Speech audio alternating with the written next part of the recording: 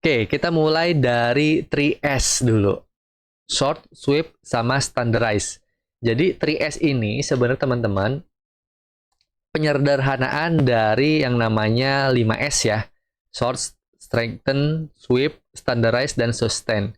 Kalau bahasa Indonesia itu dikenal dengan 5R. Ringkas, rapi, resik, rawat, dan rajin. Kalau dalam bahasa Jepang itu seiri, seiso, seiton, seiketsu, setsuke.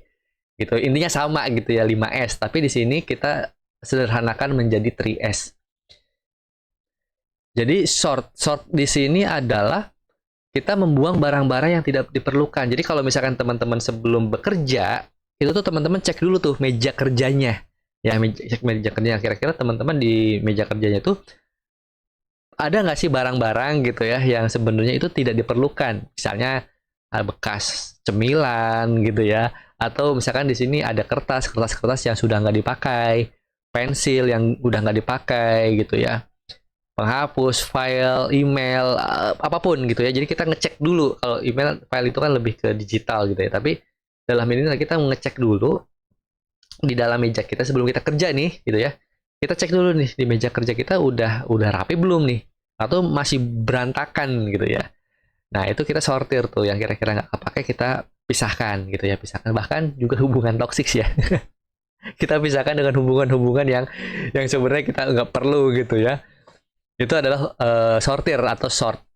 Yang kedua, setelah kita sortir, kita bersihin gitu ya. Setelah kita sortir, kita bersihkan area kerja kita agar kita mendapatkan kenyamanan. Tentu dong kita pengen takutnya ada bekas tumpahan cairan dan segala macam gitu ya yang memang itu menghambat pergerakan kita dalam bekerja. Dan yang ketiga adalah distandarisasikan. Jadi kalau misalkan teman-teman sudah mendapatkan layout kerja yang nyaman, itu standarisasikan, baik itu meja kerjanya atau mungkin dokumen-dokumennya, flow-nya gitu ya. Nah, ini banyak ya bisa bisa dalam bentuk hal-hal yang berbeda, bentuk-bentuk visual. Nah, jadi saran saya teman-teman, ketika teman-teman sudah mendapatkan meja kerja gitu ya yang nyaman, yang bersih, yang rapi, itu teman-teman foto tuh. Foto, nah itu dijadikan sebagai standar kerjanya teman-teman.